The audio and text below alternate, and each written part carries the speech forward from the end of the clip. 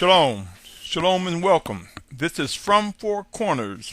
It is a series of messages reflective of Isaiah 11:12. It is a series of messages to those who I believe seek to do the will of the Almighty Father, who will come to discover that they indeed may be among the ranks of the 144,000 and multitude mentioned in Revelation chapter 7. Today is June 21st, 2014. If you're tuning in for the first time, my name is Symmanayah. This segment is entitled Drawn or Rejected. Drawn or Rejected. My brothers and sisters, end times will bring forced migration or forced movement. It is only a matter of time before it becomes widespread. There are those who are experiencing it now in parts of the world. There will be those who will be as first fruits and begin their migration or movement sooner as led by the Spirit of Yahusha. Many of us by now have heard that during end time conditions there will become intense and ultimately drastic times that can be defined as chaos, civil unrest, increased violence, economic collapse, and much more. Yes, these conditions will erupt, my brothers and sisters. In the wake of such conditions, those who will be gathered from the four corners of the earth will witness being drawn together, and in order to become visible, obstacles must be removed. In other words, there will be those who will be rejected in order for the 144,000 and multitude to become visible. While many have come to anticipate a final exodus in the expectation of a return of our Messiah, and a return to the promised land, not all will make it. There are individuals who dismiss the realities of what's to come and are void of hearing what the Spirit of Yahusha is saying regarding what is to be. Soon and very soon we will be humbled like never before and witness the presence of the Spirit of Yahusha rise up more clearly amongst us. Do you honestly believe one would be able to identify the fulfillment of prophecy regarding the 144,000 and multitude without people being rejected or removed? I submit to you, my brothers and sisters, a puzzle in scattered pieces makes it difficult for one to see a picture clearly. But when the pieces are brought together and fitly brought together, then the picture is clear. So will it be as the Messiah brings together the scattered of Yasharal in together, made one in unity. I submit to you that there will be those who will either be drawn or rejected. It is a hard thing to say, but believe me, these words are true.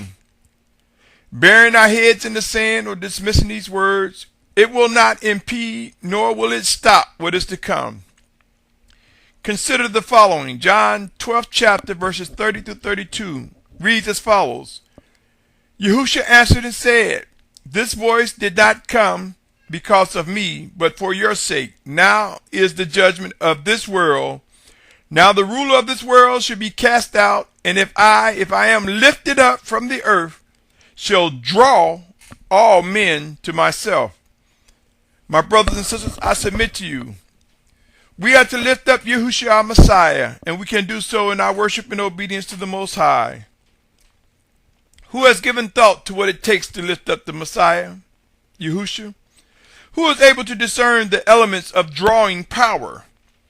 Can we find a common point of agreement that where there is righteousness, there is true love, and where there is true love, there is life? Can we agree where there is life, the Almighty Father Yahuah, through his set-apart Spirit, sent in Yahusha's name, is in the midst? Have we come to believe the Most High Father dwells within us? Have we come to accept Yahusha Messiah dwells within us? Do our earthen vessels have three spirits within it? One being ours, then Yahuah, then Yahusha? Do our earthen vessels have four spirits within it? Ours, Yahuah, Yahusha, and the Ruach HaKodesh, or Comforter?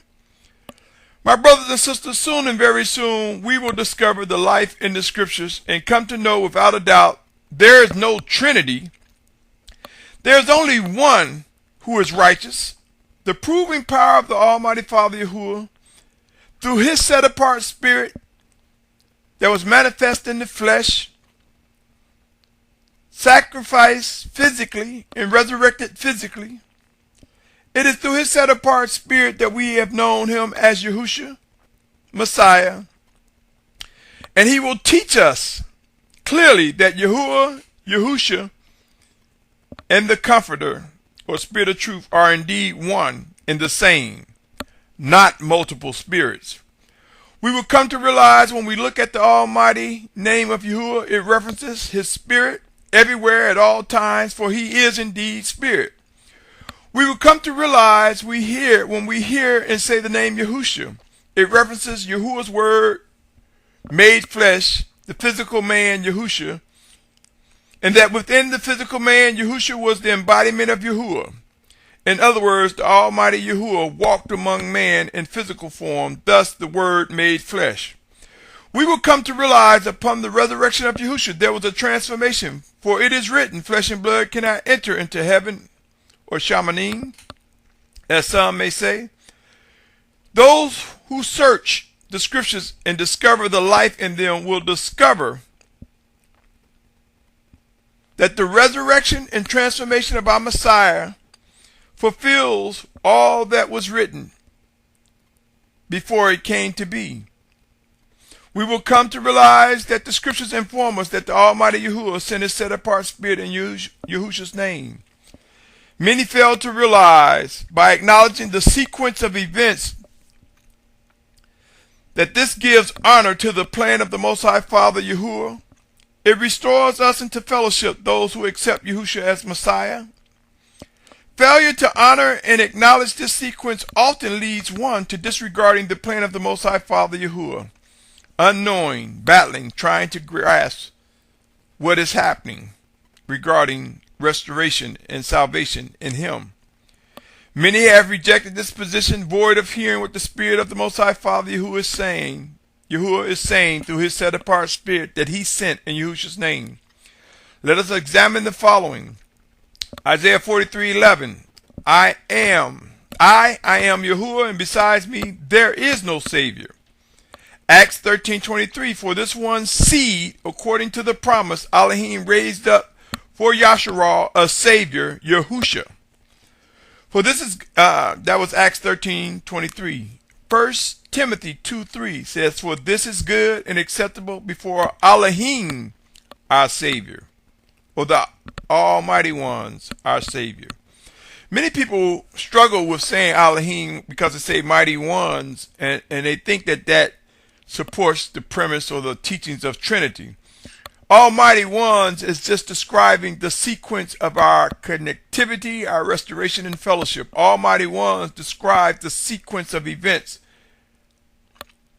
through the Most High Father, Yahuwah, Spirit everywhere at all times. Yahusha, his word manifest, him putting on flesh, his spirit dwelling within a physical earthen vessel, his spirit rising up in that earthen vessel upon its sacrifice and physically resurrecting. Many fail to realize that sequence.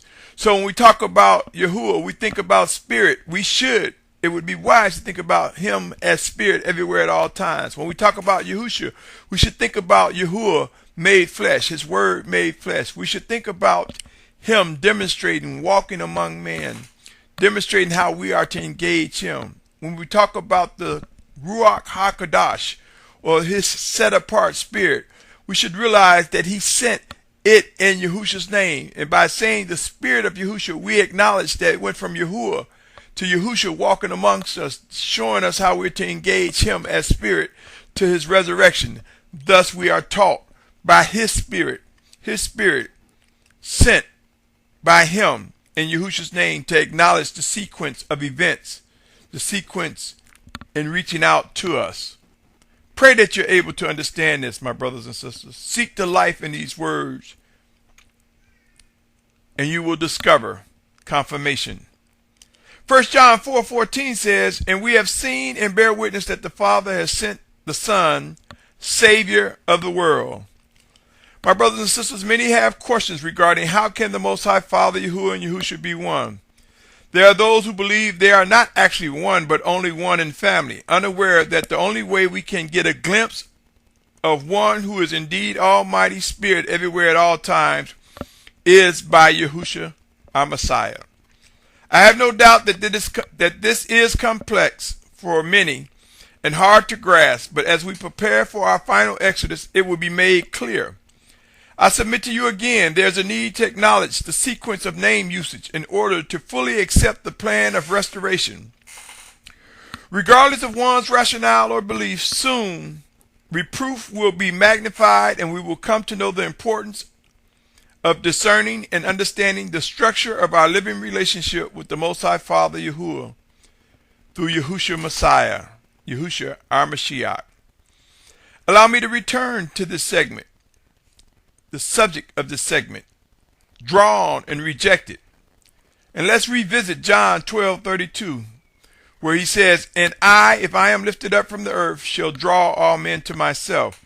I submit to you, my brothers and sisters, we will begin to witness the presence of the Spirit of Yahusha like never before as end times become intense.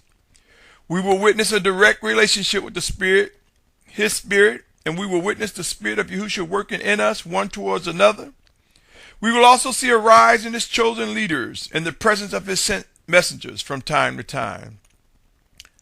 I have no doubt that as we begin to see the presence of Yahusha, it will be a result of those who have become obedient and yielded to His, Yahusha's orders and command. I am compelled to believe the obedient will demonstrate signs and wonders through the power of the Spirit of Yahusha, and that all proof that is necessary will emerge. My brothers and sisters, the bottom line is we lift up Yahusha by our own worship and obedience to Him. We will discover that worshiping and obeying the Almighty Father and doing His will includes accepting Yahusha as Mashyach, include accepting Him as manifest in the flesh. We will discover the true and living obedience. That true and living obedience comes from our ability to discern and understand what the Spirit of the living Savior is saying to us and to His assemblies. It will be an experience beyond written text and beyond the letter. Scriptures inform us that no house divided against itself can stand. Therefore we will witness as we are refined a purging among our ranks, and or the coming away from wicked and evil teachings, practices, and behaviors. Pray and watch. There will be experiences that can lead to us identifying and witnessing those that are drawn and those that are rejected. Though the enemy may overtake many, he cannot stop what is to be fulfilled. I am compelled to believe that when we see the power and might, the phenomenal demonstration of the Spirit of Yahusha's presence, we will begin to realize and accept who He has drawn. We will witness those that are rejected. In other words, those who pursue righteousness will welcome knowing without a shadow of a doubt that the Spirit of Yahusha is present and to be drawn to Him. Whether He, Yahusha, is working through a brother or sister, through one of us to another, through His chosen leaders, or whether we see it through His sent messengers, we will come to know and hear what is expected of us. Anyone believing, discerning, and recognizing Yahusha's presence will be drawn, and those who are overtaken with unbelief or by the wicked one will be rejected. Believe it or not, many will flee.